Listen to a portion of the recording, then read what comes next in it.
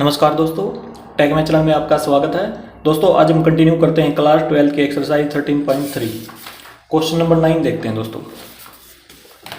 To groups are competing for the position on the board of directors of a corporation. The probabilities that the first and the second group will win are 0.6 and 0.4 respectively. Further, if the first group wins, the probability of introducing a new product is 0.7 and the corresponding probability is 0.3 if the second group wins. Find the probability that the new product introduced was by the second group. देखो दोस्तों, इस question में क्या है, दो ग्रुपों के बीच में क्या है, कंपटीशन है। किसके लिए?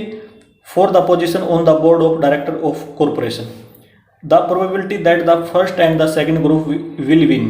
पहले ग्रुप की और दूसरे ग्रुप की जीतने की प्रोबेबिलिटी क्या क्या है? पहले ग्रुप की 0.6 है और दूसरे ग्रुप की 0.4 दे रखी है हमें, ठीक है। उसके बाद यदि पहला ग्रुप जीतता है तो probability of introducing a new product is 0.7। यदि पहले वाला ग्रुप जीतता है तो एक नया प्रोडक्ट इंट्रोड्यूस करने की जो प्रोबेबिलिटी वो ये दे रखी है 0.7। यदि दूसरा ग्रुप जीतता है तो उसकी नया प्रोडक्ट इंट्रोड्यूस करने की प्रोबेबिलिटी ये है 0.3। हमने क्या फाइंड आउट करना है? Find the probability that new product introduced was by the second group. मतलब कोई नया प्रोडक्ट इंट्रोड्यूस होगा, ठीक है। ये तो हमने क्या मानना पड़ेगा? ए न्यू प्रोडक्ट इंट्रोड्यूस, ठीक है। इसको क्या मानना पड़ेगा? ए मानना पड़ेगा, ठीक है, बाय द सेकंड ग्रुप, ठीक है। सेकंड ग्रुप नया प्रोडक्ट इंट्रोड्यूस करने की प्रोबेबिलिटी सेकंड ग्रुप के द्वारा ये बताना है, ठीक है। देखो दोस्तों, एक बार इसको ध्यान से पढ़ो। That the new product introduced was का मतलब था, मतलब नया प्रोडक्ट इंट्रोड्यूस किया गया था, मतलब कोई नया प्रोडक्ट बनाया और किसके द्वारा? सेकंड ग्रुप के द्वारा। मतलब ये तो गिवन है हमें, यहाँ पे वाज आ गया तो इसका मतलब ये गिवन है न्यू प्रोडक्ट इंट्रोड्यूस, तो इसको हमने क्या मानना पड़ेगा? ए मानना पड़ेगा। और सेकंड ग्रुप के द्वारा इसकी प्रोबेबिलिटी कितनी होगी नया प्रोडक्ट इंट्रोड्यूस करने की? देखो दोस्तों, इसको कैसे करेंगे? क्वेश्चन नंबर है 9। देखो हम क्या करेंगे, लेट इवन, एक इवेंट इवन मानेंगे। इसका मतलब होगा फर्स्ट ग्रुप विंस, ठीक है। फर्स्ट ग्रुप विंस मतलब पहले वाला ग्रुप जीतता है, ठीक है। E2 एक इवेंट ले लेंगे, इसका मतलब होगा second group wins, second group जीतता है। और ए देखो, ए क्या मानना पड़ेगा दोस्तों? न्यू प्रोडक्ट इंट्रोड्यूस्ड वाज, नया प्रोडक्ट इंट्रोड्यूस किया गया था, मतलब इंट्रोड्यूस्ड हो चुका है वो, और ये गिवन है, इसका मतलब ये है, ठीक है। ये नया प्रोडक्ट इंट्रोड्यूस हो चुका है। अब ये पूछा कि उसकी सेकंड ग्रुप से इंट्रोड्यूस होने की प्रोबेबिलिटी कितनी है, ठीक है। सेकंड ग्रुप का मतलब E2, तो इसका मतलब ये हो जाएगा introduced a new product, a new product, ठीक है। अच्छा, अब देखो हमने निकालना क्या है? सेकंड ग्रुप के द्वारा, मतलब E2 कब इंट्रोड्यूस होगा सेकंड ग्रुप के द्वारा? स्टेटमेंट दोबारा देखते हैं। देखो, the new product introduced was by second group. Second group के द्वारा कब इंट्रोड्यूस होगा? यदि सेकंड ग्रुप जीतता है, यदि विन होता है, ठीक है। इसका मतलब यहाँ पे क्या आएगा? जब फर्स्ट ग्रुप जीतेगा तो फर्स्ट ग्रुप बनाएगा प्रोडक्ट, ठीक है। और यदि सेकंड ग्रुप जीतेगा, विन होगा, तो सेकंड ग्रुप बनाएगा। तो यहाँ पे लिखा हुआ है जो प्रोडक्ट है वो किसके द्वारा इंट्रोड्यूस किया गया है? सेकंड ग्रुप के द्वारा, ये निकालना है। तो इसका मतलब यहाँ पे E2 आएगा। इसका मतलब सेकंड ग्रुप क्या होगा? विन होगा, ठीक है। अपॉन में ए इंट्रोड्यूस्ड ए न्यू प्रोडक्ट, ठीक है। सेकंड ग्रुप के द्वारा नया प्रोडक्ट इंट्रोड्यूस करने की प्रोबेबिलिटी ये हमने बतानी है, ठीक है। उसकी संभावना कितनी होगी? सेकंड ग्रुप ने उसको इंट्रोड्यूस किया होगा, इसका मतलब ये है दोस्तों, ठीक है। ध्यान से समझना इसको, ठीक है ना। तो E2 ऊपर है, नीचे ए है, तो इसका मतलब इसमें क्या लगेगी? बेज थ्योरम लगेगी, हमें पता है बेज थ्योरम। उसके लिए हम एक डायग्राम बनाते हैं। देखो डायग्राम से हमें जल्दी क्लियर हो जाएगा। इसको हम E1 मानते हैं, इसको हम क्या मानते हैं? E2 event. यहाँ से आगे बढ़ते हैं हम, ठीक है। और उसके बाद यहाँ पे जाते हैं नीचे, ठीक है। यहाँ पे क्या होता है, जो हो चुका होता है, मतलब जो प्रोडक्ट है वो इंट्रोड्यूस हो चुका है, ठीक है। न्यू प्रोडक्ट, न्यू प्रोडक्ट ऐसे लिख लेंगे इस पर, ठीक है। यहाँ पे आते हैं तो न्यू प्रोडक्ट बनता है इस प्रकार से, ये डायग्राम है। इसका मतलब है प्रोबेबिलिटी ऑफ E1, यहाँ से चलेंगे। और यहाँ पे देखो प्रोबेबिलिटी ऑफ ए, इसको हम क्या मानेंगे, लेट ए, इवेंट ए मान लेंगे इसको, ठीक है। इसको हम न्यू प्रोडक्ट को क्या मानेंगे, इवेंट ए मानते हैं। ए की निकालनी है, E1 हो चुका है, E1 तो यहाँ पे हो चुका है। यहाँ पे प्रोबेबिलिटी ऑफ E2, और यहाँ पे हो जाएगा प्रोबेबिलिटी ऑफ ए निकालनी है, E2 पहले से ही हो चुका है, यहाँ पे E2 है, ठीक है, E1 नहीं। अच्छा, ये हो गया दोस्तों, ठीक है। ये हमारा डायग्राम बन गया। अब हमसे क्या पूछा गया है कि सेकंड ग्रुप के द्वारा इंट्रोड्यूस होने की न्यू प्रोडक्ट की क्या प्रोबेबिलिटी है।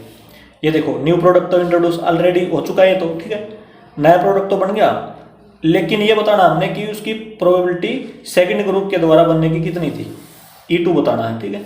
रिवर्स कॉन्सेप्ट लगेगा, रिवर्स मैंने बेज थ्योरम, ठीक है। तो इसका मतलब प्रोबेबिलिटी ऑफ E2 अपॉन में ए, E2 की निकालनी है सेकंड ग्रुप जीतने की, ठीक है। जब सेकंड ग्रुप जीतेगा तभी तो सेकंड ग्रुप बनाएगा प्रोडक्ट को, ठीक है। यदि वो हार जाएगा तो नहीं बनाएगा, ठीक है। और ये गिवन है पहले से ही, ठीक है, अपॉन में ए, कंडीशनल प्रोबेबिलिटी का कंसेप्ट है ना यहाँ पे, तो ये निकालना है, तो बेस थ्योरम लगेगी इसमें, ठीक है। अब हम क्या करेंगे, देखो एक बार बेस थ्योरम का फार्मूला लिखते हैं। प्रोबेबिलिटी ऑफ E2 अपॉन में ए, वो क्या होता है, प्रोबेबिलिटी ऑफ E2, इसको सेम टू सेम लिखते हैं क्रॉस में। प्रोबेबिलिटी ऑफ ए निकालनी है, E2 पहले से ही हो चुकी है, इसका मतलब ये है। और नीचे लॉ ऑफ टोटल प्रोबेबिलिटी लगा देंगे दोस्तों, दो इवेंट है ना इसमें, E1 और E2 दो इवेंट है, तो दो तक ही चलाएंगे हम उसको। प्रोबेबिलिटी ऑफ E1 क्रॉस में प्रोबेबिलिटी ऑफ ए की निकालनी है, E1 पहले से ही हो चुकी है, प्लस में ये सेम टू सेम लिख देंगे, प्रोबेबिलिटी ऑफ E2 क्रॉस में प्रोबेबिलिटी ऑफ ए निकालनी है, E2 पहले से ही हो चुकी है, ठीक है। ये फार्मूला दोस्तों। अब हम क्या निकालेंगे, E1, प्रोबेबिलिटी ऑफ E1 निकालेंगे, प्रोबेबिलिटी ऑफ E2 भी निकालेंगे, ठीक है। E1 के देखो, फर्स्ट ग्रुप विन होने की प्रोबेबिलिटी दे रखी है 0.6, सेकंड ग्रुप की 0.4, दोनों की दे रखी है, तो ये हो जाएगा PE1 0.6, PE2 0.4। अब देखो दोस्तों, अब हमने निकालनी है प्रोबेबिलिटी ऑफ ए अपॉन में E1। इसका मतलब ये है, ए का मतलब नया प्रोडक्ट इंट्रोड्यूस करने की प्रोबेबिलिटी, जब E1 का मतलब फर्स्ट ग्रुप जीतता है, ठीक है, मतलब फर्स्ट ग्रुप के द्वारा, वो दे रखी है इसमें। यदि देखो यहाँ पे दे रखा है ना, further if the first group wins, क्या प्रोबेबिलिटी रहेगी उसकी, 0.7, तो यहाँ पे 0.7 लिख देंगे। और प्रोबेबिलिटी ऑफ ए अपॉन में E2, सेकंड ग्रुप के द्वारा, यदि सेकंड ग्रुप जीतता है तो उसकी प्रोबेबिलिटी क्या रहेगी, प्रोडक्ट इंट्रोड्यूस करने की 0.3, ठीक है, 0.3। ये होगा दोस्तों, सारी चीज़ लिख ली हमने, फार्मूले में वैल्यू रखेंगे और हमारा आंसर आ जाएगा। देखो एक बार, प्रोबेबिलिटी ऑफ E2 अपॉन में ए, देखो ये रख देंगे हम यहाँ पे। यदि हम इसको देखो, यदि हम इसको क्रम में रखते हैं, पहले E1 फिर E2 फिर ए अपॉन में E1 ए अपॉन में E2, तो हमें फार्मूला भी याद करने की जरूरत नहीं है, हम ऐसे ही लिख सकते हैं। देखो मतलब इसकी, क्योंकि E2 है यहाँ पे, इसकी और इसकी मल्टीप्लाई होगी E2 वाले की, ठीक है। तो क्या देखो फार्मूले में भी यही है, ठीक है ना। तो फार्मूले से लिखो या वैसे लिख लो, 0.4 इंटू 0.3 अपॉन में। अब नीचे देखो, पहले E1 आता है, फिर E2 आता है, इसकी और इसकी मल्टीप्लाई लिख देंगे, E1 की और इसकी मल्टीप्लाई लिख देंगे, ठीक है। मतलब 0.6 इंटू 0.7, फिर प्लस का साइन लगा देंगे, यहाँ पे देख लो बिल्कुल सेम है। फिर E2 और ये लिख देंगे 0.4 इंटू 0.3, ये हो गया दोस्तों। अब मल्टीप्लाई करेंगे तो ये हो जाएगा 0.12, यहाँ पे हो जाएगा 0.42 प्लस में 0.12, प्रोबेबिलिटी ऑफ E2 अपॉन में ए। सोल्व करेंगे इसको, 0.12 0 सम कर देंगे 54, और देखो पॉइंट के बाद 2 डिजिट है, पॉइंट के बाद 2 डिजिट है, इसलिए पॉइंट से पॉइंट कैंसिल हो जाएगा, ठीक है। तो इसमें बचेगा हमारे पास 12 अपॉन में 52, 6 से कैंसिल कर देंगे, 2 अपॉन में 9 आंसर आ जाएगा दोस्तों। ठीक है, देखो नया प्रोडक्ट इंट्रोड्यूस, इसका मतलब क्या है, न्यू प्रोडक्ट, वो तो इंट्रोड्यूस हो चुका है। बाई सेकंड ग्रुप, मतलब सेकंड ग्रुप जीतता है, विन होता है इसके द्वारा। सेकंड ग्रुप लिखता हूँ इसमें, सेकंड ग्रुप, यही हमने क्या करना था, निकालना था। ये आंसर आ गया दोस्तों। क्वेश्चन नंबर 9 हमारा कंप्लीट इस प्रकार से हो जाएगा दोस्तों। ठीक है, अब आते हैं दोस्तों नेक्स्ट क्वेश्चन की तरफ। क्वेश्चन नंबर है 10।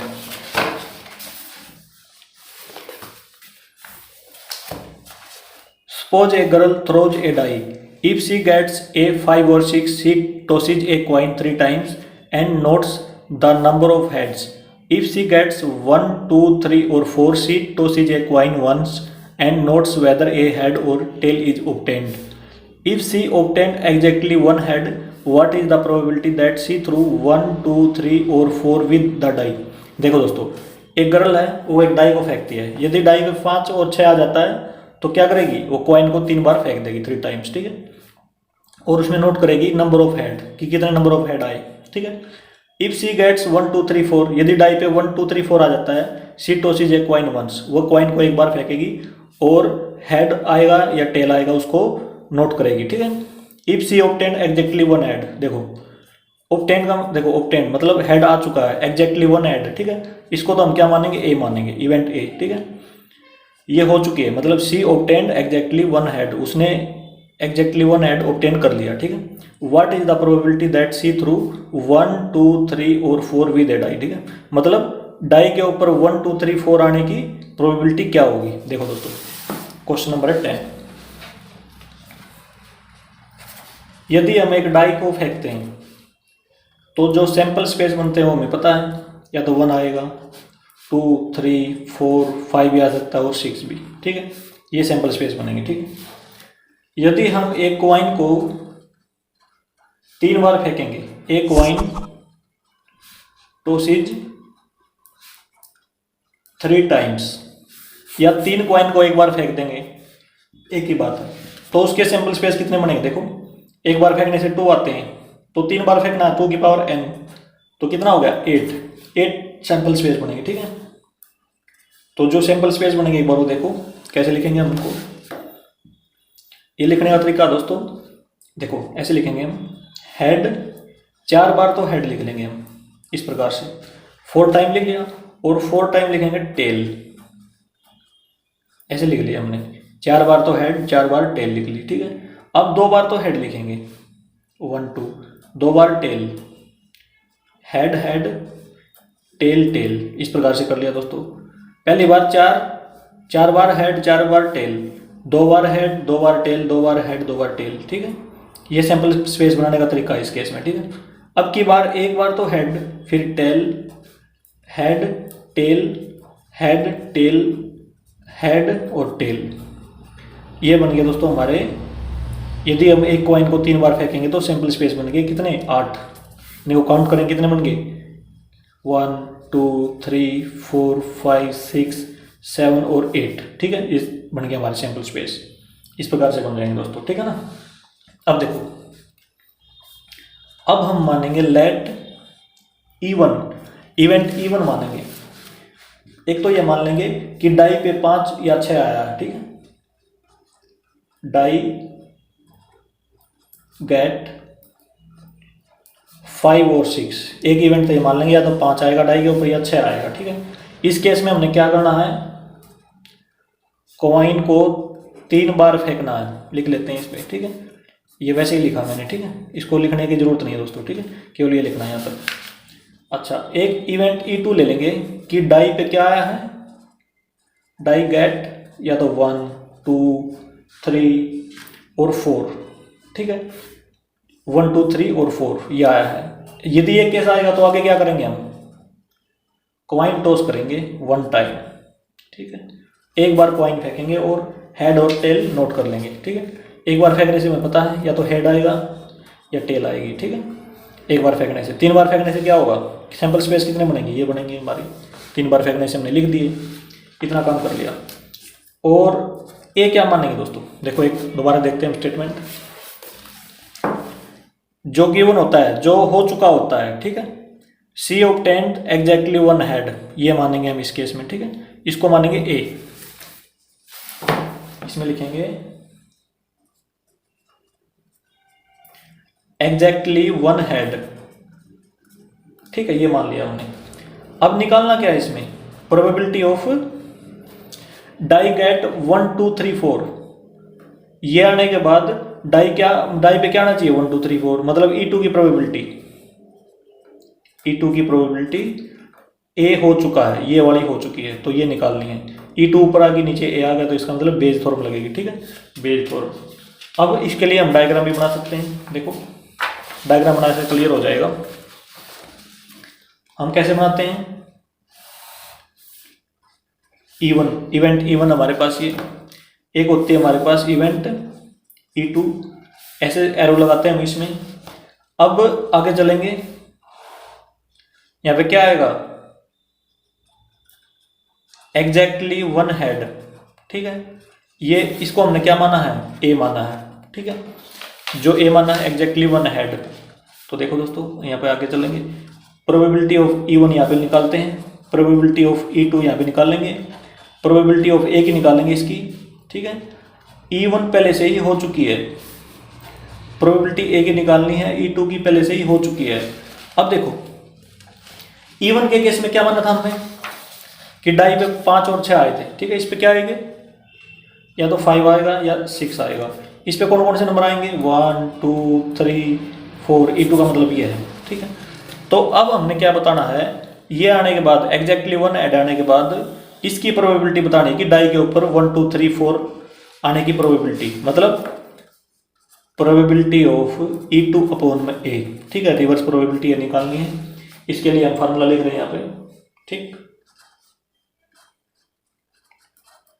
वही लगेगा इसमें भी, प्रोबेबिलिटी ऑफ ये वाला E2 क्रॉस में प्रोबेबिलिटी ऑफ ए की निकालनी है, E2 पहले से ही हो चुकी है, अपॉन में law of total probability, probability of E1 cross में प्रोबेबिलिटी ऑफ ए की निकालनी है, E1 पहले से ही हो चुकी है, प्लस में प्रोबेबिलिटी ऑफ E2 क्रॉस में प्रोबेबिलिटी ऑफ ए निकालनी है, E2 पहले से ही हो चुकी है, ठीक। इस प्रकार से हम इसको याद रखेंगे।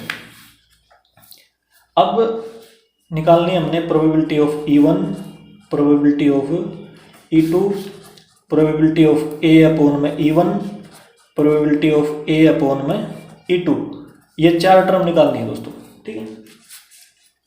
अब देखो E1 क्या था, डाई के ऊपर क्या आने थे 5 और 6, इसकी प्रोबेबिलिटी क्या होगी, देखो टोटल डाई में कितने नंबर होते हैं, 6 होते हैं, फेवरेबल नंबर ऑफ आउटकम कितने हो गए, 2 हो गए, टोटल कितने 6, तो इसकी क्या लिखेंगे 2 अपॉन में 6। अब इस पे आ जाओ, कितने नंबर है 1 2 3 4 है, टोटल कितने होते हैं 6 होते हैं, तो इसकी प्रोबेबिलिटी 4 अपॉन में 6 आ जाएगी। अब इसमें आ जाओ दोस्तों, प्रोबेबिलिटी ऑफ ए अपॉन में E1, इसमें क्या होगा, देखो ए का मतलब क्या है, एग्जैक्टली वन हेड, अपॉन में इवेंट E1 पहले से ही गिवन है, मतलब डाई गेट 5 और 6, E1 का क्या मतलब है, डाई गेट 5 और 6, ठीक है। लेकिन इसमें देखो हेड की बात हो रही है इसमें, लेकिन यहाँ पे डाई दिया गया है, तो डाई दिया गया है, यदि 5 और 6 आएगा डाई के ऊपर, तो हम क्या करेंगे, कॉइन को 3 टाइम फेंकेंगे, ठीक है, 3 बार फेंकेंगे, तो क्या होगा, किसकी रिक्वायरमेंट है यहाँ पे, एग्जैक्टली वन हेड, तो ये सैंपल स्पेस आएंगे, कॉइन को 3 बार फेंकेंगे तो ये 8 सैंपल स्पेस आएंगे, और उसमें देखो एग्जैक्टली वन हेड कहाँ पे है, एक तो ये रहा, ठीक है, और इसमें भी क्या है, एक हेड है, और दूसरा देखो वन हेड एक इसमें है। इन 3 केसेज में हमारे पास क्या है, एक हेड है, एक हेड है और एक हेड है, तो इन तीनों केसेज में हमारे पास क्या बन गया, एग्जैक्टली वन हेड। इनमें क्या रहा है, एग्जैक्टली वन हेड, क्योंकि probability of exactly one head when event E1 already given, die मतलब 5 और 6 आ चुका है, तो ये फेंकेंगे तो एग्जैक्टली वन हेड, ये 3 बनेंगे केसेस, ठीक है। फेवरेबल नंबर ऑफ आउटकम 3 बनेंगे हमारे, 1 2 3, total number of possible outcome 8 बनेंगे, ठीक है, सारे। तो इसमें आ जाएगा हमारे पास 3 अपॉन में 8। अब इसमें आ जाओ, प्रोबेबिलिटी ऑफ ए अपॉन में E2, इसमें क्या आएगा, probability of getting exactly one head when event E2 is given. देखो यदि मान लो डाई के ऊपर 1 2 3 4 आ जाएगा, तो क्या करेंगे, कॉइन को फेंकेंगे हम, कॉइन को फेंकेंगे तो या तो हेड आएगा या टेल आएगी, ठीक है। तो हेड आने की, देखो हेड आने की प्रोबेबिलिटी 1/2 है, और यही हमें चाहिए एग्जैक्टली वन हेड, टेल आने की भी 1/2 है वैसे तो, लेकिन हमने किसकी जरूरत है, हेड की जरूरत है दोस्तों, ठीक है। तो इसमें लिखेंगे हम 1/2 इस केस में। अब हमारे पास देखो फार्मूला है और सारी की सारी वैल्यू गिवन है, तो इसमें देखो फार्मूले में वैल्यू रखते हैं तो ये हो जाएगा हमारे पास प्रोबेबिलिटी ऑफ E2 अपॉन में A। इसमें फार्मूले में वैल्यू रखते हैं, देखो इसकी और इसकी मल्टीप्लाई हो जाएगी, जिसमें E2 है ना, देखो E2 लिखा हुआ है यहाँ पे, फार्मूले में देख लो या वैसे रख लो, ठीक है। तो 4/6 इंटू 1/2 अपॉन में, नीचे देखो इसकी और इसकी मल्टीप्लाई 2 अपॉन में 6 इंटू 3 अपॉन में 8, ये आगे ही आ जाएगा बिल्कुल सेम टू सेम, 4 अपॉन में 6 इंटू 1/2 ये आ जाएगा दोस्तों। अब इसका मतलब भी देख लो एक बार, इसका मतलब क्या है, एग्जैक्टली 1 हेड। ए का मतलब क्या लिया था हमने, एग्जैक्टली 1 हेड, एग्जैक्टली 1 हेड तो आ चुका है। और ये प्रोबेबिलिटी निकालनी है कि डाई के ऊपर 1 2 3 4 आने की, ठीक है। डाई के ऊपर क्या आना चाहिए, 1 2 3 4 E2 का मतलब क्या है, देखो डाई के ऊपर 1 2 3 4 आने की प्रोबेबिलिटी निकालनी है जब एग्जैक्टली 1 हेड है हमारे पास, ठीक है। एग्जैक्टली भी लिख सकते हैं इसके आगे, एग्जैक्टली 1 हेड। अब इसको सोल्व करेंगे, हमारा आंसर आ जाएगा, देखो 2 से ये 4 कैंसिल हो जाएगा, इस 2 से ये 3 कैंसिल हो जाएगा, ऊपर क्या आया 1/3 आ गया, ठीक है। इसी प्रकार इसमें 2 से ये कैंसिल, 3 से ये कैंसिल, इसमें भी क्या आ जाएगा 1/3 आएगा, कैंसिल हो गया, ठीक है, 1/3। तो देखो दोस्तों ये हो गया हमारे पास प्रोबेबिलिटी ऑफ E2 अपॉन में A 1/3 अपॉन में 1/8 आएगा यहाँ पे, ठीक है, क्योंकि 2 4 जा 8 होता है, प्लस में 1/3। अब इसको सोल्व करेंगे, आंसर आ जाएगा हमारे पास 1/3 अपॉन में 24 एलसीएम आ जाएगा, और यहाँ पे आ जाएगा 3 और यहाँ पे 8, ये बन जाएगा 1/3 अपॉन में 11/24। अब बनेगा हमारे पास प्रोबेबिलिटी ऑफ E2 अपॉन में A, इसको पलट के लिख देंगे दोस्तों, 24 अपॉन में 11, 3 8 जा 24, 8 अपॉन में 11 आंसर आ जाएगा दोस्तों, ठीक है। इस प्रकार से दोस्तों हमारा क्वेश्चन नंबर 10 भी कंप्लीट हो गया। अब आते हैं दोस्तों नेक्स्ट क्वेश्चन की तरफ, क्वेश्चन नंबर 11। देखो एक बार, देखो दोस्तों, A manufacturer has 3 machines operators A, B and C. The first operator A produced 1% defective items, whereas the other 2 operators B and C produced 5% and 7% defective item respectively. A is on the job for 50% of the time, B is on the job of 30% of the time, and C is on the job of 20% of time. A defective item is produced. What is the probability that it was introduced by A? देखो आपको पता चल चुका होगा कि A को तो हमने ये मानना है, A इवेंट है जो वो मानना है डिफेक्टिव आइटम इज प्रोड्यूस्ड, ठीक है, क्योंकि ये प्रोड्यूस हो चुका है, ठीक है। और उसके बाद क्या बताना है कि ये produced by A, operator A के द्वारा प्रोड्यूस करने की प्रोबेबिलिटी क्या होगी, ठीक है। तो E1 क्या मानना पड़ेगा, हमने E1 मानना पड़ेगा time consume by operator A, ठीक है। जितना टाइम ऑपरेटर ए ने लगाया वो मानेंगे हम क्या, E1। E2 क्या मानेंगे, time consume by operator B. E3 क्या मानेंगे, time consume by operator C. देखो टाइम, एक मशीन के ऊपर टाइम लगा रहे हैं दोस्तों, सारे मशीन एक है और ऑपरेटर काम कर रहा है 50% टाइम के लिए, तो ये एक काम कर रहा है उसके ऊपर, और 30% बी, और ये जो सी है वो 20% टाइम दे रहा है मशीन के ऊपर, ठीक है, इस प्रकार से। अब वो देखो जो ऑपरेटर ए है वो 1% डिफेक्टिव आइटम बनाता है, ऑपरेटर बी और सी 5% बनाते हैं और 7% बनाते हैं। तो प्रोबेबिलिटी बतानी है कि ए की कितनी होगी, डिफेक्टिव आइटम आने के बाद ए की प्रोबेबिलिटी कितनी होगी। ए तो बहुत कम बनाता है 1%, ठीक है, तो उसकी प्रोबेबिलिटी कम ही होगी। लेकिन देखो कैसे बताएंगे, बेस फॉर्मूला लगेगी दोस्तों इसमें, ठीक है। देखो क्वेश्चन नंबर 11 है दोस्तों हमारे पास। सबसे पहले हम ये मानेंगे let E1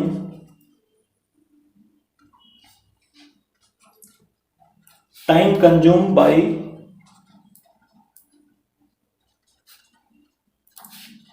operator A. 3 operator है ना, एक मशीन है, मशीन के ऊपर तीनों टाइम लगा रहे हैं, ठीक है। एक तो ऑपरेटर ए और दूसरा लगा रहा है ऑपरेटर बी, ये ऑपरेटर बी, और E3 का मतलब है time consume by operator C. तीनों ऑपरेटर है, ठीक है। और जो ए इवेंट होती है उसको मान लिया हमने defective item is produced, defective item is produced, ये मान लिया दोस्तों हमने। अब निकालने क्या है कि जो डिफेक्टिव आइटम आया ना, ये आने के बाद प्रोबेबिलिटी ए की, E1 की, मतलब ये ऑपरेटर ए की प्रोबेबिलिटी कितनी है डिफेक्टिव आइटम आने में। तो देखो निकालना क्या है, ऑपरेटर ए तो E1 है, इसका टाइम क्या है E1 था, E1 अपॉन में ए, ये निकालना है। E1 ऊपर आ गया, नीचे ए आ गया, ये ठीक है। तो क्या बेस फॉर्म लगेगी इसमें, तो ठीक है। इसका डायग्राम देख लेते हैं दोस्तों एक बार हम। इसमें 3 इवेंट है ना, E1 इवेंट है, ये E2 इवेंट है और ये E3 इवेंट है। इस प्रकार से डायग्राम बनाते हैं हम। इसमें यहाँ पे आती है probability of E1, probability of E2, probability of E3, ठीक है। अब देखो ये सारी यहाँ पे एक पॉइंट पे आ जाती है। यहाँ पे क्या क्या मानेंगे, डिफेक्टिव आइटम, डिफेक्टिव आइटम आ चुका है, ठीक है। लेट ए, इवेंट ए मान लिया हमने इसको, ठीक है, इवेंट ए मान लिया। अब क्या निकालनी है आगे, प्रोबेबिलिटी ऑफ ए की निकालनी है, E1 हो चुकी है। प्रोबेबिलिटी ए की निकालनी है, E2 हो चुकी है। प्रोबेबिलिटी ऑफ ए की निकालनी है, E3 हो चुकी है। तो अब हमने ये बताना है कि डिफेक्टिव आइटम निकल आया हमारा, हमने सामान चेक किया, उसमें एक डिफेक्टिव आइटम निकल आया। अब ये बताना है कि वो ऑपरेटर ए ने बनाया, उसकी प्रोबेबिलिटी कितनी है, ठीक है, मतलब E1 की। ये टाइम कितना लगा रहा है, E1 टाइम, ये ऑपरेटर ए यहाँ पे लगा रहा है टाइम, तो टाइम के हिसाब से प्रोबेबिलिटी निकलेगी। जितना ज़्यादा टाइम पे काम करेगा उतनी ज़्यादा प्रोबेबिलिटी होगी उसकी, ठीक है, क्योंकि वो काम कर रहा है भाई 50%, ठीक है। अच्छा, ये है हमारा ऑपरेटर ए के लिए, लिख देते हैं उसको इसमें। ये ए ऑपरेटर है, ये बी ऑपरेटर है, ये सी ऑपरेटर काम कर रहा है यहाँ पे, ठीक है। इस प्रकार से ये निकालना हमने। तो बेस फॉर्म लिख रहा हूँ मैं यहाँ पे 3 इवेंट के लिए। यहाँ पे E1 है, तो सबसे पहले E1 ब्रैकेट में डाल देंगे, क्रॉस में प्रोबेबिलिटी ऑफ ए निकालनी है, E1 हो चुकी है। अब नीचे देखो बिल्कुल सेम टू सेम, ये तो ए की निकालनी, E1 हो चुकी है, प्लस में E2 की निकालनी है, ठीक है, प्रोबेबिलिटी ऑफ E2। अब ए की निकालनी है, E2 हो चुकी है, प्लस में प्रोबेबिलिटी ऑफ E3, क्रॉस में प्रोबेबिलिटी ऑफ ए की निकालनी है, E3 हो चुकी है। इस प्रकार से दोस्तों हमने बेस फॉर्मूला लगा दिया 3 इवेंट्स के लिए। अब देखो, अब हमने किस किस चीज़ की जरूरत पड़ेगी वो लिखते हैं यहाँ पे। एक तो जरूरत पड़ेगी प्रोबेबिलिटी ऑफ E1 की, फार्मूले को देखते हुए। उसके बाद प्रोबेबिलिटी ऑफ E2 की जरूरत पड़ेगी, फिर जरूरत पड़ेगी प्रोबेबिलिटी ऑफ E3 की, ठीक है। इनका मतलब क्या है, time consume by operator A, time consume by operator B, time consume by operator C, वो तो दिया गया है इसमें, ठीक है। जो ऑपरेटर ए है दोस्तों, वो कितना दिया गया है, देखो एक बार, देखो ये टाइम 50% काम करता है, और जो ऑपरेटर भी 30% काम करता है मशीन के ऊपर, और ये 20%। तो यही तो ये, ठीक है। इसके ऊपर हम लिख देंगे, देखो ये 50%, परसेंट हटा के क्या लगा देंगे, परसेंट हटा के हम लगा देंगे इसके ऊपर नीचे, इसके नीचे क्या लगा देंगे, 100 लगा देंगे। ये कितने परसेंट काम करता है, टाइम 30% टाइम काम करता है, परसेंट हटा के 100 लगा, ये 20, ठीक है, 20 अपॉन में 100 ये लगा दिया दोस्तों हमने, ठीक है। इतना काम कर दिया हमने। अब देखो, अब हम फार्मूले में देखेंगे, इसकी जरूरत पड़ेगी हमें, ठीक है, इसकी जरूरत पड़ेगी और इसकी, तीनों को लिख लेते हैं। प्रोबेबिलिटी ऑफ ए E1, ठीक है। इसका मतलब ये है defective item produced by operator A, ये दिया गया है दोस्तों इसमें कि जो ऑपरेटर ए है वो 1% डिफेक्टिव आइटम प्रोड्यूस करता है, जो बी ऑपरेटर 5% और जो सी 7%, ठीक है। तो ऑपरेटर ए डिफेक्टिव आइटम लिख देता हूँ इसमें, डिफेक्टिव आइटम, डी आइटम लिख दिया इसमें मैंने, ठीक है। इसका मतलब E1 का मतलब ऑपरेटर ए के द्वारा डिफेक्टिव आइटम प्रोड्यूस्ड 1 अपॉन में 100 आ जाएगा। अब probability of defective item by operator B, वो कितना दिया गया दोस्तों इसमें, 5%, 5 अपॉन में 100। अभी हम कैंसिल नहीं करेंगे दोस्तों, क्योंकि सभी के नीचे 100 बाद में कैंसिल हो जाएगा आसानी से, ठीक है। अब देखो probability of defective item by operator C वो दिया गया 7%, ये हो गया। अब ये हमारे पास फार्मूला सारी वैल्यू हमारे पास आ चुकी हैं, इसमें रखेंगे और आंसर निकाल लेंगे दोस्तों।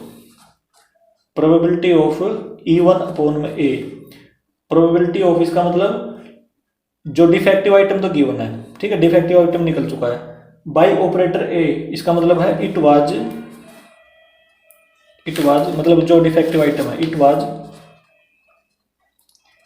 प्रोड्यूस्ड बाय ऑपरेटर ए, तो फार्मूले में रखेंगे दोस्तों वैल्यू। देखो बिना फार्मूले के भी कर सकते हैं हम। सबसे पहले देखो यहाँ पे E1 है ना, तो ऊपर क्या आएगा, E1 ही आएगा, इसकी और इसकी मल्टीप्लाई E1 वाले की, इसमें भी E1 चेक करो, इसमें भी E1, इन दोनों की मल्टीप्लाई करके लिख दो यहाँ पे। तो 50 अपॉन में 100 इंटू में 1 अपॉन में 100, बिल्कुल सेम टू सेम आएगा नीचे तो, क्योंकि E1 वाला ही केस है ये, ठीक है, ये लिख दिया हमने, प्लस का साइन लगाएंगे। अब इस पे आ जाओ, ठीक है, फार्मूला देख लो या वैसे कर लो, इसकी और इसकी मल्टीप्लाई, E2 इसमें भी है, E2 इसमें भी है, इसकी और इसकी मल्टीप्लाई 30 अपॉन में 100 इंटू में 5 अपॉन में 100 प्लस में E3 वाले पा जाओ, इसकी और इसकी मल्टीप्लाई 20 अपॉन में 100 इंटू में 7 अपॉन में 100। देखो दोस्तों अब नीचे देखो, यदि हम एलसीएम लेकर करेंगे तो भी कैंसिल हो जाएगा, ठीक है, क्योंकि इसमें 100 इसमें भी 100 इसमें भी 100, ठीक है, इसमें भी 100 इसमें भी 100, ये मल्टीप्लाई में, ठीक है, ये सारे सारे यहाँ बीच में है। यदि हम एलसीएम लेकर करेंगे तो भी ठीक है, वरना हम यहीं पे कैंसिल कर सकते हैं, ठीक है, इन सारों से ये कैंसिल हो जाएगा। और क्या बचा है इसमें देखो, 50 अपॉन में यहाँ पे 50 प्लस में 150 मल्टीप्लाई होगी 30 और 5 की, 20 और 7 की मल्टीप्लाई 140। तो इसका मतलब प्रोबेबिलिटी ऑफ E1 अपॉन में ए क्या आ गई हमारी 50 अपॉन में, इन सभी का सम कर देंगे दोस्तों, ये हो जाएगा 340, 0 से 0 कैंसिल हो गई हमारी, 5 अपॉन में 34। ये आंसर आ गया दोस्तों क्वेश्चन नंबर 11 का हमारा। इस प्रकार से हो जाएगा दोस्तों क्वेश्चन नंबर 11 भी कंप्लीट। अब आते हैं दोस्तों नेक्स्ट क्वेश्चन की तरफ। क्वेश्चन नंबर है 12। A card from a pack of 52 cards is lost.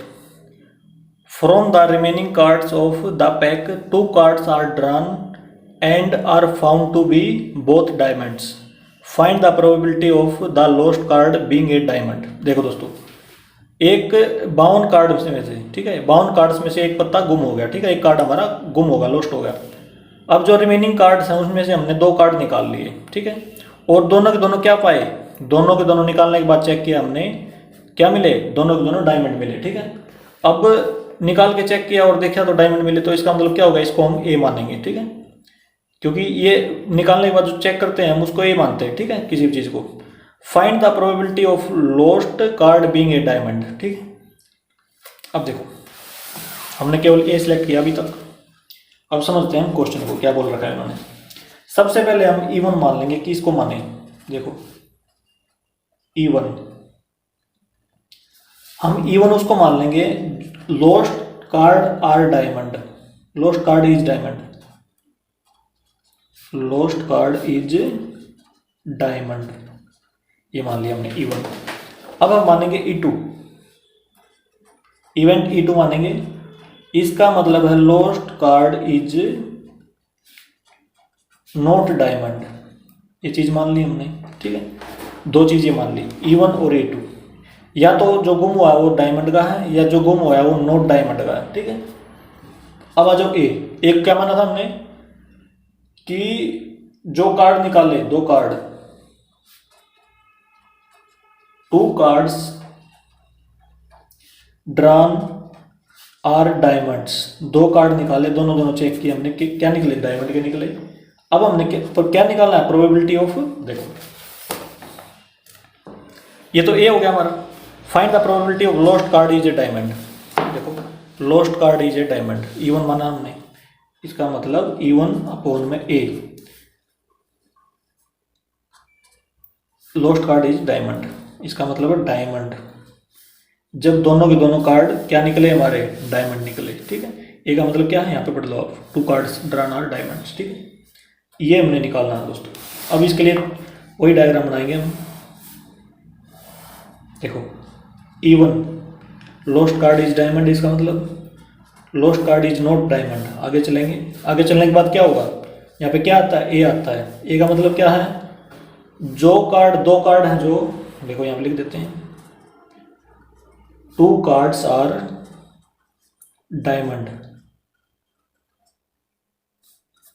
ये आ गया यहाँ पे, ठीक है। 2 कार्ड निकाले, दोनों के दोनों डायमंड आ गए, तो इसका मतलब इसको हम क्या मानेंगे, लेट ए इवेंट, इसको, ठीक है। यहाँ पे देखो प्रोबेबिलिटी ऑफ E1 लिखते हैं, प्रोबेबिलिटी ऑफ E2 लिखते हैं। प्रोबेबिलिटी ए की निकालनी है, E1 पहले से ही हो चुका है। प्रोबेबिलिटी ऑफ ए की निकालनी है, E2 पहले से ही हो चुका है। अब देखो, अब E1, ये तो 2 कार्ड निकाल लिए डायमंड के आगे। अब हमने ये पूछा है कि इस प्रोबेबिलिटी E1 की कितनी होगी, मतलब E1 का मतलब जो गुम हुआ कार्ड है हमारा डायमंड का, वो तो ये है ना E1। तो हमने निकालना क्या है, प्रोबेबिलिटी ऑफ E1, दोबारा लिख रहा हूँ मैं, ये निकालना है, ठीक है। यहाँ से भी पता चल गया, यहाँ से भी पता चल गया हमें, ठीक है। अच्छा, अब देखो दोस्तों, अब सबसे पहले बेज थ्योरम यहीं पे लिख देता हूँ, Bayes theorem by Bayes theorem.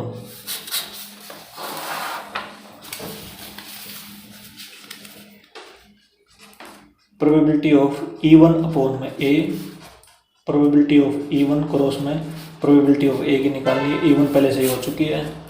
Probability of E1 cross में प्रोबेबिलिटी ऑफ ए की निकालनी है, E1 पहले से ही हो चुकी है, प्लस में प्रोबेबिलिटी ऑफ E2 क्रॉस में प्रोबेबिलिटी ऑफ ए की निकालनी है, E2 पहले से ही हो चुकी है। तो सबसे पहले हमने निकालना क्या है, प्रोबेबिलिटी ऑफ E1, ठीक है। अब देखो दोस्तों, E1 सबसे पहले lost card is diamond, E1 का मतलब ये है, ठीक है।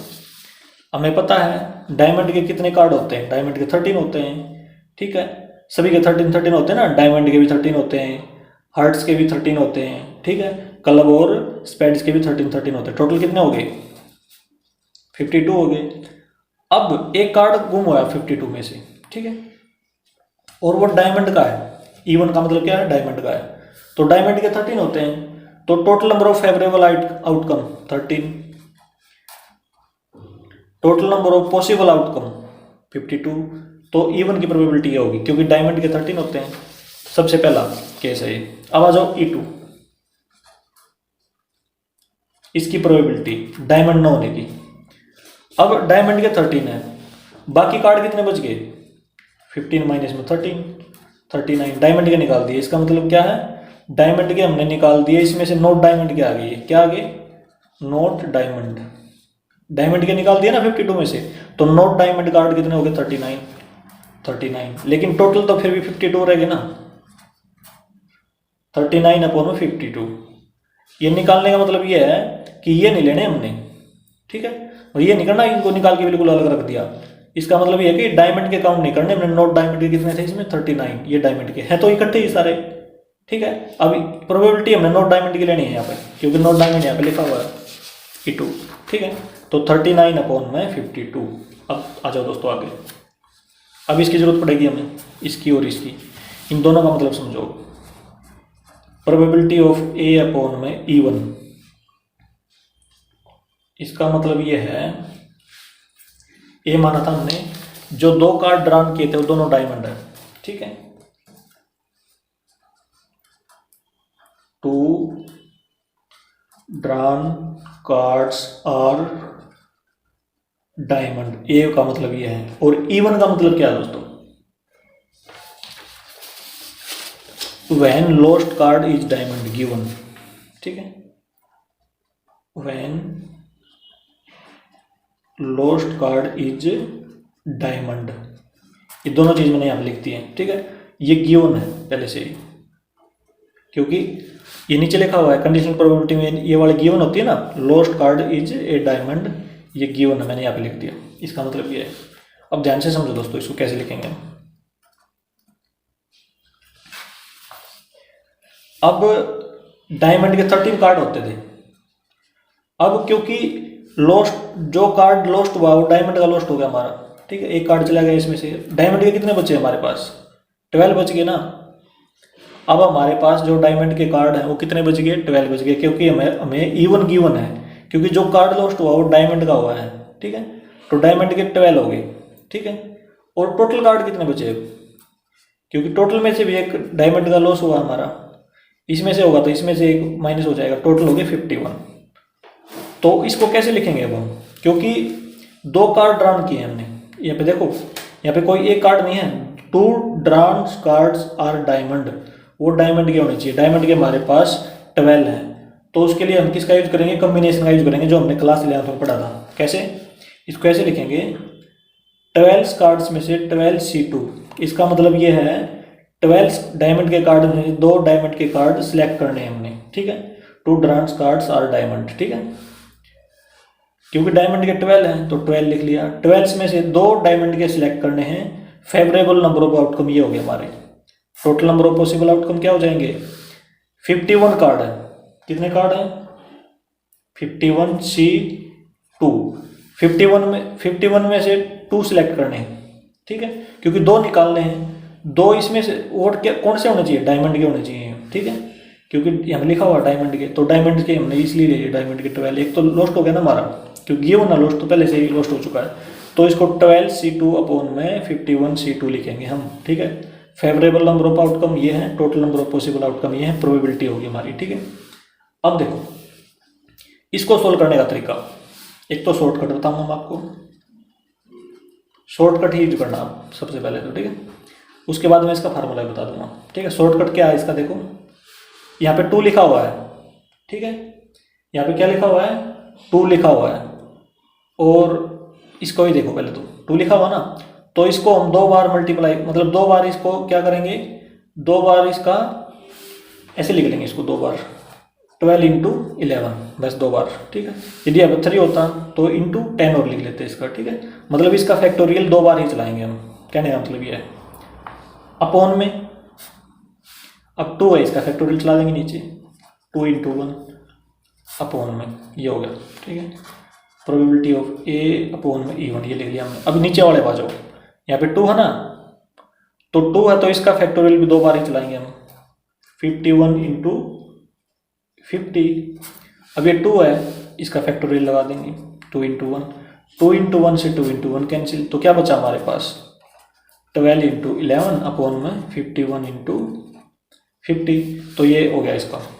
इसकी अभी मल्टीप्लाई मत करना दोस्तों इसको, ठीक है, मल्टीप्लाई हम बाद में कर लेंगे, केवल आप ये लिखना है इस पे, इस प्रकार से। ये तो हो गया शॉर्टकट इसका। अब इसी को फार्मूले से करेंगे दोस्तों, ठीक है, इसी को हम फार्मूले से सोल्व करेंगे एक बार। देखो आप शॉर्टकट से ही कर लेना एग्जाम में। अब देखो फार्मूला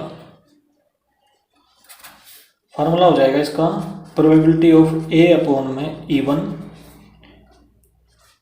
12 C2 अपॉन में 51 C2।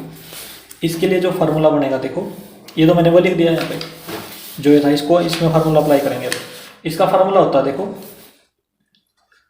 NCR का फार्मूला, NCR ही है, ठीक है, NCR।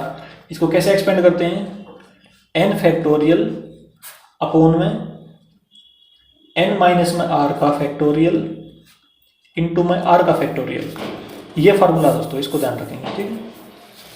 अब देखो ऊपर भी लगेगा ये फार्मूला, नीचे भी लगेगा, ठीक, तो ये बनेगा हमारे पास ऊपर 12 फैक्टोरियल अपॉन में 12 माइनस में, देखो r क्या है, 2 है, 12 माइनस में 2 10 आ गया, यहाँ पे क्या लिखें 10 फैक्टोरियल इंटू में r फैक्टोरियल, r 2 है तो 2 फैक्टोरियल अपॉन में नीचे लगाओ 51 फैक्टोरियल अपॉन में 51 माइनस में 2 49 फैक्टोरियल इंटू में r क्या है, इसमें भी r2 है तो 2 फैक्टोरियल, ठीक है, ये लगा दिया दोस्तों हमने। अब देखो इसमें, देखो यहाँ पे 10 है ना, यहाँ पे कितना 49 है, तो ध्यान दो इसमें कैसे करेंगे इसको हम। इसमें 12 फैक्टोरियल खोल रहा हूँ मैं, 12 × 11, आगे क्या आ गया 10 आ गया, तो 10 फैक्टोरियल लिख दो यहाँ पे, नीचे क्या है 10 फैक्टोरियल इंटू 2 फैक्टोरियल, 10 फैक्टोरियल से 10 फैक्टोरियल कैंसिल, अपॉन में इसमें नीचे आ जाओ 51 × 50, आगे 49 फैक्टोरियल ऐसे कैसे लिख दो, नीचे क्या है इसमें 49 फैक्टोरियल इंटू 2 फैक्टोरियल, 49 फैक्टोरियल से 49 फैक्टोरियल कैंसिल। अब देखो, अब इस 2 से 2 भी कैंसिल हो जाएगा ना, ये जो 2 फैक्टोरियल है इससे ये भी कैंसिल हो जाएगा।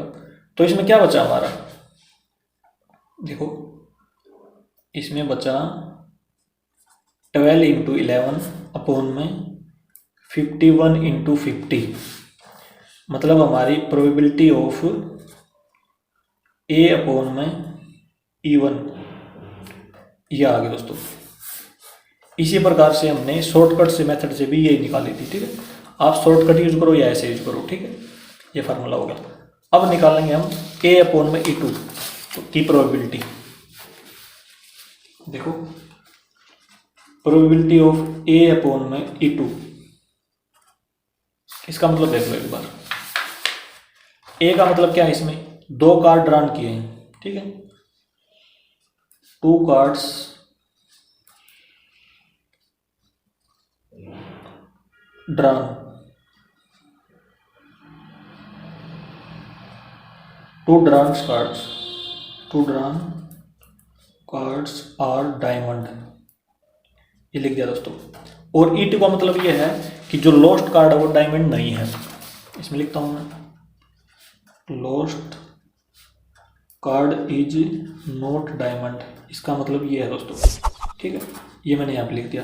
E2 का मतलब ये गिवन है पहले से ही। अब देखो ध्यान से, तो डायमंड के कितने हैं, जब डायमंड का पत्ता हमारा खोया ही नहीं, गुम नहीं हुआ, तो इसका मतलब डायमंड के तो हमारे पास 13 है, लेकिन टोटल में से एक गुम हो गया। टोटल में से क्या हो गया, एक गुम हो चुका है, लेकिन वो डायमंड का नहीं है। 52 माइनस 1, हमारे पास कितने कार्ड बचे टोटल, अब 51 बचे, ठीक है। तो अब हमने कॉम्बिनेशन कैसे बनाना है इसमें, देखो 2 कार्ड्स ड्रॉन्स आर डायमंड। अब हमने जो 2 कार्ड निकालने हैं वो 13 में से निकालने हैं, अब की बार 12 में से नहीं 13 में से निकालने हैं। तो इसका मतलब हमारा कॉम्बिनेशन बनेगा 13C2। इसका मतलब ये है 13 डायमंड्स के कार्ड में से हमने 2 निकाले हैं, ये फेवरेबल नंबर ऑफ आउटकम बन गए हमारे। Total number of possible outcome 51C2 ये बनेगा, ठीक है। अब हम इसको शॉर्टकट से ही करेंगे, ठीक है, शॉर्टकट से ही हम इसको सोल्व करेंगे। वो कैसे करेंगे दोस्तों, देखो यहाँ पे क्या है, यहाँ पे नीचे देखो 2 है, तो इसको हम 2 तक ही चलाएंगे। 13 इंटू 12 बस इतना ही चलाएंगे, क्योंकि 2 था, 3 होता तो 3 तक चलाते हैं। अपॉन में यहाँ पे भी 2 है, इसको भी 2 तक ही चलाएंगे। 51 इंटू 50, ठीक है, ये हो गया दोस्तों हमारा। इसको हम फार्मूले से भी कर लेंगे ताकि आपको आराम से समझ में आ जाए, ठीक है। इसको भी हम फार्मूले से भी करके बता देंगे एक बार, लेकिन फिलहाल के लिए ये ध्यान रखो आप कि प्रोबेबिलिटी ऑफ ए अपॉन में E2 13 अपॉन में 12, 13 इंटू 12 अपॉन में 51 इंटू 50, ये आ रही है हमारी, ठीक है। अब हम लगा देंगे बेस फॉर्म ये वाली, लेकिन उससे पहले हम फार्मूला भी लगा देंगे इसमें एक बार। देखो यदि हम फार्मूले का यूज करते तो क्या आता, फार्मूले में फिर वही लगाएंगे हम NCR का। NCR फार्मूला दोबारा लिख रहा हूँ मैं इस पर, n फैक्टोरियल अपॉन में n माइनस में r फैक्टोरियल इंटू में r फैक्टोरियल। ये फार्मूला हम ऊपर भी लगाएंगे नीचे भी लगाएंगे इसमें, ठीक है, ऊपर भी लगा देंगे नीचे भी। तो ऊपर देखो NCR ऊपर n है 13 फैक्टोरियल अपॉन में 13 माइनस 2 11 फैक्टोरियल इंटू में 2 फैक्टोरियल r फैक्टोरियल अपॉन में 51 फैक्टोरियल अपॉन में 51 माइनस में 2 49 फैक्टोरियल इंटू में r फैक्टोरियल 2 फैक्टोरियल, ये आ गया दोस्तों। अब देखो 13 को हम कहाँ तक लिखें, 13 इंटू 12 इंटू 11 फैक्टोरियल अपॉन में 11 फैक्टोरियल इंटू में 2 फैक्टोरियल अपॉन में 51 को, क्योंकि नीचे 49 है, 51 इंटू 50 इंटू 49 फैक्टोरियल अपॉन में 49 फैक्टोरियल इंटू में 2 फैक्टोरियल। इससे ये कैंसिल होगा दोस्तों, 11 फैक्टोरियल से 11 फैक्टोरियल, 2 फैक्टोरियल से ये भी कैंसिल हो जाएगा। तो क्या बचा हमारे पास, 13 इंटू में 12, 51 इंटू में 50। तो प्रोबेबिलिटी ऑफ ए अपॉन में E2 ये आ गया, ठीक है, बिल्कुल सेम आई दोस्तों हमारी। अब हम रखेंगे वैल्यू। देखो एक बार हमारे पास जो वैल्यू इसका यूज करेंगे, एक तो इसका यूज करेंगे, ठीक है, या ये जो इसका यूज करेंगे, और एक इसका यूज करेंगे हम इस वाली वैल्यू का E1 E2, ठीक है, इसमें रखेंगे। ये हमारे पास फार्मूला दोस्तों। तो देखो, तो प्रोबेबिलिटी ऑफ E1 अपॉन में A, सबसे पहले E1 इंटू में A अपॉन में E1, इसकी और इसकी मल्टीप्लाई कर देंगे। 13 अपॉन में 52 इंटू में इसकी मल्टीप्लाई 12 इंटू 11 अपॉन में 51 इंटू में 50। अच्छा, नीचे बिल्कुल सेम आएगा ये तो। एक बार तो 13 अपॉन में 52 इंटू में 12 इंटू में 11 अपॉन में 51 इंटू में 50 प्लस का साइन। अब ये आएगा 39 अपॉन में 52 इंटू में, देखो ये आएगा 13 इंटू 12, 13 इंटू में 12, 51 इंटू में 50। देखो दोस्तों, ये यहाँ तक है पूरा, ठीक है, इतना कर लिया। 50, 51, 52 मल्टीप्लाई में है, 50, 51, 52 मल्टीप्लाई में है, 50, 51, 52 मल्टीप्लाई में है। तो तीनों कैंसिल हो जाएंगे, एलसीएम लेने की जरूरत ही नहीं है, ऐसे कैंसिल कर दो। अब करेंगे हम मल्टीप्लाई। इन तीनों की जो मल्टीप्लाई आएगी दोस्तों वो आ जाएगी 17, 16, ठीक है, अपॉन में इसकी कितनी आ जाएगी 17, 16 प्लस में इन तीनों की, इसकी और इसकी 6084 ये आ गई, ठीक है। अब इसको आगे सॉल्व करेंगे, ये हो जाएगा 17, 16 अपॉन में इन दोनों का सम कर देंगे दोस्तों, ये हो जाएगा 7800, ठीक है। इसको हम किससे कैंसिल कर दें, 4 से कैंसिल कर देंगे। तो 4 से कैंसिल करेंगे तो आ जाएगा 4 और 2 और हो जाएगा 9, ठीक है। 4 से कैंसिल करेंगे तो ये हो जाएगा 1950, ठीक है। अब क्या हो गया देखो, प्रोबेबिलिटी ऑफ E1 अपॉन में A 429 अपॉन में 1950, ठीक है, ये आ गया। अब इसको 3 से कैंसिल करेंगे, 3 से हो जाएगा 143 और ये हो जाएगा 650, ये हो गया। अब उसके बाद ये किससे कैंसिल हो रहा है, ये हो जाएगा 13 से कैंसिल, 13 1 13, 13 1 13 और 13 5 65, ये हो जाएगा 11 अपॉन में 50, ये आ गया दोस्तों हमारे पास। प्रोबेबिलिटी ऑफ E1 अपॉन में A 11 अपॉन में 50, तो ये आ गया दोस्तों। इसका मतलब lost card is diamond, lost card is diamond, 2 drawn card, 2 cards drawn are diamond, ठीक है। जो 2 कार्ड निकाले वो डायमंड के, वो हमें गिवन थे, और लोस्ट कार्ड डायमंड का है, ये उसकी प्रोबेबिलिटी, ठीक है। यहाँ से देख लेंगे E1 का मतलब लोस्ट कार्ड इज डायमंड, ए का मतलब 2 कार्ड्स ड्रॉन्स आर डायमंड, ठीक है, ये गिवन है नीचे वाला, क्योंकि जो कार्ड निकाले वो डायमंड के थे, वो हमने देख लिए, ठीक है। तो क्वेश्चन नंबर 12 दोस्तों हमारा कंप्लीट। अब आते हैं दोस्तों नेक्स्ट क्वेश्चन की तरफ, क्वेश्चन नंबर 13। देखो दोस्तों, probability that A speak truth is 4/5, A coin is tossed, A reports that a head appears, the probability that actually there was head is. देखो दोस्तों, जो ए है ना, उसकी सच बोलने की जो प्रोबेबिलिटी है, ट्रूथ बोलने की जो प्रोबेबिलिटी है उसकी 4/5 है। ए कॉइन इज टोस्ट, एक कॉइन को टॉस किया गया। ए रिपोर्ट्स दैट, ए बोलता है, ए रिपोर्ट करता है कि हेड आया है, ठीक है, हेड अपीयर्स, मतलब ए ने बताया कि हेड आया है। The probability that actually there was head is, ये ऑप्शन दे रखे दोस्तों। देखो एक बार, क्वेश्चन नंबर हमारे पास है 13, इसमें हम मानेंगे लेट E1 इवेंट E1 है जो, उसमें मानेंगे ए स्पीक ट्रूथ, ए स्पीक्स ट्रूथ। ट्रूथ में मतलब क्या बताया उसने, हेड बताया है, मतलब हेड आया है। इसका मतलब ये हो गया कि एक्चुअली में हेड आया है, यदि वो ट्रूथ बोलता है तो, सच बोलता है तो। ठीक है, उसने बताया था ना कि ये हेड आया है, तो ये मान लिया मैंने एक्चुअली हेड आया। अब आ जाओ E2, इसमें क्या बोलता है, वो ट्रूथ नहीं बोलेगा, मतलब जो ए है वो स्पीक्स नॉट ट्रूथ, ये मान लिया हमने, मतलब हेड नहीं आया है। इसका मतलब ये है, उसने झूठ बोल दिया कि हेड आया, तो इसका मतलब क्या हो गया, यदि वो झूठ बोलेगा तो क्या होगा, हेड नहीं आएगा। ठीक है, और जो इवेंट ए है दोस्तों, वो क्या माने हम, देखो इवेंट ए तो हमने ये माननी पड़ेगी ना, जो आ चुका है, हेड अपीयर्स। ठीक है, तो इसको मान लेंगे हम हेड अपीयर्स। अब हमने बताना क्या है, देखो प्रोबेबिलिटी ऑफ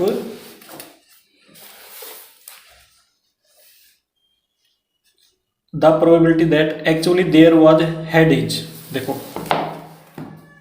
हेड कब आएगा, जब वो सच बोलेगा, मतलब ये सच बोलता होगा, एक्चुअली हेड E1 के केस में आएगा। तो इसका मतलब E1 ये बताना हमने कि एक्चुअली हेड आया है, अपॉन में जब हेड आया होगा, हेड अपीयर्स हुआ होगा, नीचे गिवन होगा। ठीक है, अच्छा ये हमने क्या करना है, निकालना है इसकी प्रोबेबिलिटी। तो देखो दोस्तों, probability of E1 A speak truth, वो दे रखी है हमें कितनी, 4/5, कि वो जो सच बोलता है उसकी सच बोलने की प्रोबेबिलिटी 4/5 है। अब आ जाओ प्रोबेबिलिटी ऑफ E2 सच न बोलने की। देखो हमें पता है प्रोबेबिलिटी ऑफ E प्लस में प्रोबेबिलिटी ऑफ E नोट कितना होता है, 1 होता है। ठीक है, नोट E, इसका मतलब ये होता है। तो इसको हम उस साइड ले जाएंगे तो इसकी वैल्यू आ जाएगी हमारे पास, मतलब 1 माइनस में 4/5 कितना आ गया है, यदि हम इसको एलसीएम लेकर करेंगे तो 1/5 आ जाएगा।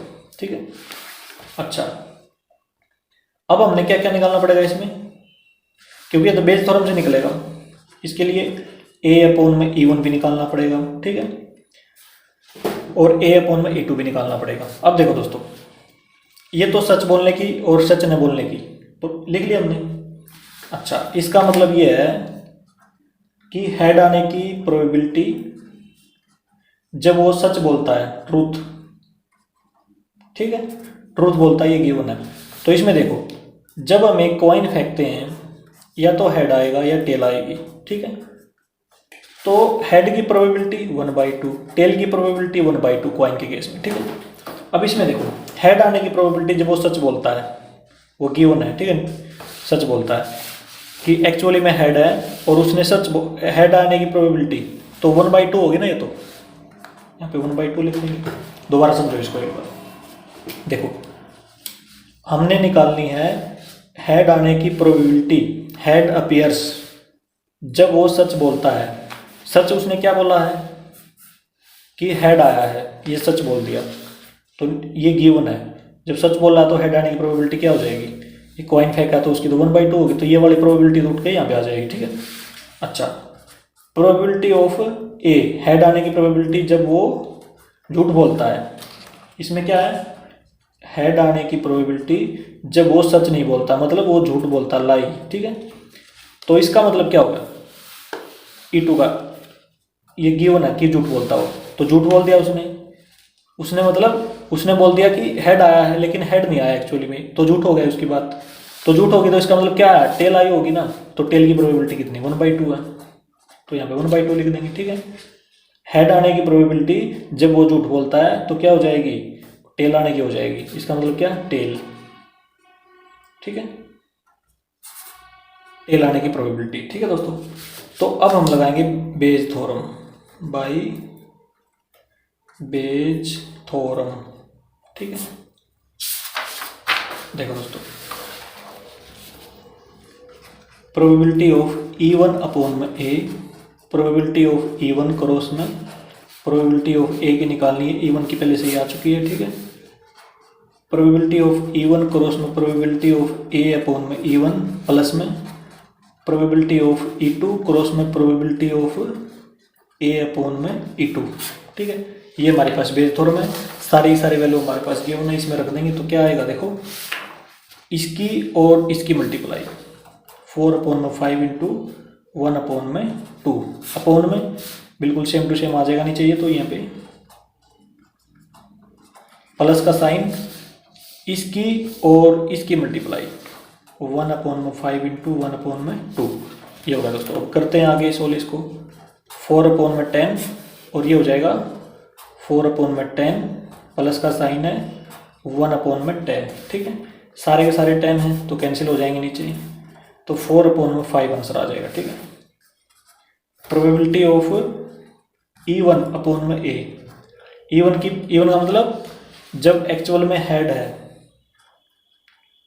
एक्चुअली हेड, और A का मतलब जब हेड अपीयर्स गिवन है, ठीक है।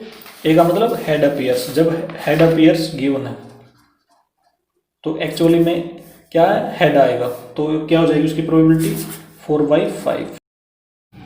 तो इसमें दोस्तों हमारा ऑप्शन हो जाएगा ये, ऑप्शन ए इज करेक्ट, ठीक, option A is correct, option A is correct, ठीक है दोस्तों। Question number 13 complete. अब आते हैं दोस्तों नेक्स्ट क्वेश्चन की तरफ, क्वेश्चन नंबर 14। देखो दोस्तों, if A and B are two events such that A is subset of B, ठीक है, ये साइन है जो सबसेट का है, ठीक है, and P B probability of B does not equal to 0, then which of the following is correct. ये ऑप्शन दे रखे दोस्तों, तो इसमें से बताना। देखो दोस्तों, क्वेश्चन नंबर 14 है। सबसे पहले देखो इसमें क्या दिया गया है, ए इज सबसेट ऑफ बी। अब इसमें देखो एक बार ध्यान से, सबसेट क्या होता है, सबसे पहले इसी को देखते हैं। मान लो एक सेट है हमारे पास, उसमें एलिमेंट हमारे पास 1 और 2, ठीक है। एक दूसरा सेट है हमारे पास, उसमें एलिमेंट है 1 2 3 4, मतलब ए के सारे एलिमेंट बी में प्रेजेंट है, तो हम क्या बोलेंगे, ए इज सबसेट ऑफ बी, ये बोलेंगे हम, ठीक है। अच्छा, यदि ए इज सबसेट ऑफ बी हो तो इन दोनों में हम इंटरसेक्शन निकालें, देन ए इंटरसेक्शन बी, तो वो क्या होगा, दोनों में कॉमन दोस्तों 1 और 2 आएगा, केवल दो एलिमेंट आएंगे 1 और 2, ठीक है। इन दोनों में जो इंटरसेक्शन निकाला वो आएंगे 1 और 2, और 1 और 2 किसके इक्वल है, ए के इक्वल है, ठीक है। तो इसका मतलब हम यहाँ पे भी लिख सकते हैं कि ए इंटरसेक्शन बी, यदि ए बी का सबसेट है तो ए इंटरसेक्शन बी ए के इक्वल होगा, ठीक है। इतनी बात लिख ली हमने यहाँ से। आगे देखो दोस्तों, दोनों साइड प्रोबेबिलिटी ले लेंगे, इस साइड भी प्रोबेबिलिटी, इस साइड भी प्रोबेबिलिटी, ठीक है। तो हमारे पास बन जाएगा probability of A intersection B equal to probability of A, equation number 1 डाल लेंगे इसको, ठीक है। अच्छा, अब देखो हमें पता है किसी भी इवेंट की जो प्रोबेबिलिटी होती है वो 0 या 0 से बड़ी होती है, ठीक है। किसी भी इवेंट की जो प्रोबेबिलिटी होती है वो 0 या 0 से बड़ी और 1 या 1 से छोटी होती है, इनके बीच में होती है। मतलब ये वाली जो स्टेटमेंट लिखी है मैंने, ये वो ट्रू होती है ऑलवेज, प्रोबेबिलिटी में क्या होती है, ट्रू होती है। तो हम क्या करेंगे, प्रोबेबिलिटी ऑफ बी लिख लेंगे इसकी जगह पे, जो इवेंट ई है ना इसकी जगह पे हम बी लिख लेंगे, तो प्रोबेबिलिटी ऑफ बी ले लेंगे हम यहाँ पे, ठीक है। मतलब जो बी इवेंट है ना ये वाली, उसकी प्रोबेबिलिटी लिख रहा हूँ मैं यहाँ पे, प्रोबेबिलिटी ऑफ बी क्या होगी, वो 1 या 1 से कम होगी, ठीक है। यहाँ से लिया हमने, ठीक है, इवेंट बी यहाँ से लिया है। इसी प्रकार प्रोबेबिलिटी ऑफ ए भी ले सकते हैं यहाँ पे, ठीक है, लेकिन हमने बी ले लिया इसमें। वो क्या होगी, ए के 1 से कम होगी, ये हमें पता है, ठीक है। ये 0 नहीं लिख रहा दोस्तों मैं इसमें, केवल मैंने ये लिख लिया कि वो 1 या 1 से कम होगी, ये लिख लिया मैंने, ठीक है। अब दोनों side divide both side by P A, ठीक है। प्रोबेबिलिटी ऑफ ए से डिवाइड कर दो दोनों साइड, ऐसे कर सकते हैं हम, ठीक है। प्रोबेबिलिटी ऑफ बी अपॉन में P A less than equal to 1 upon में पी ए, ये काम कर लिया दोस्तों। अब उसके बाद हम करेंगे रेसिप्रोकल मतलब इसका उल्टा कर देंगे, ठीक है। तो रेसिप्रोकल करेंगे तो पी ए ऊपर आ जाएगा और पी बी नीचे आ जाएगा, मतलब पी ए ऊपर चला जाएगा, 1 नीचे आ जाएगा। जब हम रेसिप्रोकल करते हैं तो ये साइन चेंज हो जाता है, ठीक है। देखो बताता हूँ, इसका एग्जांपल देगा आपको। देखो दोस्तों, यदि मान लो आपको पता है 3/4, ठीक है, या ऐसे लिखो इसको, देखो 1/2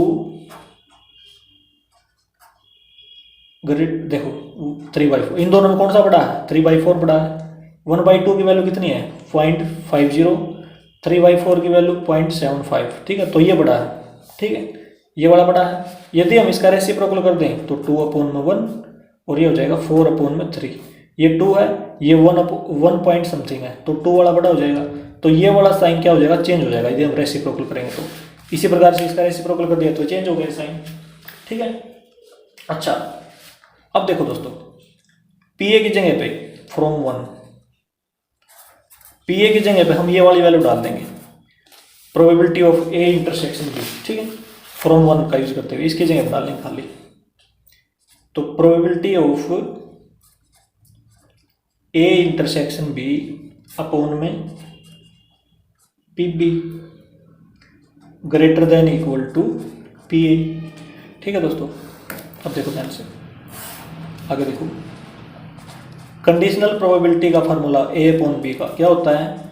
probability of A intersection B upon में पी बी, ये होता है। ये हमने एक्सरसाइज 13.1 में पढ़ा था, ठीक है। कंडीशनल प्रोबेबिलिटी का फार्मूला ये होता है। तो ये बन गया, देखो ये वाला जो है ये बन गया, तो इसकी जगह पे हम ये डाल सकते हैं, प्रोबेबिलिटी ऑफ ए अपॉन में B greater than equal to P A, ये हो गया दोस्तों, ठीक है। अब ये देखो एक बार, इसमें ये ऑप्शन कौन सा है? ऑप्शन सी है दोस्तों, ठीक है। तो इसमें लिख देंगे हम ऑप्शन सी इज करेक्ट।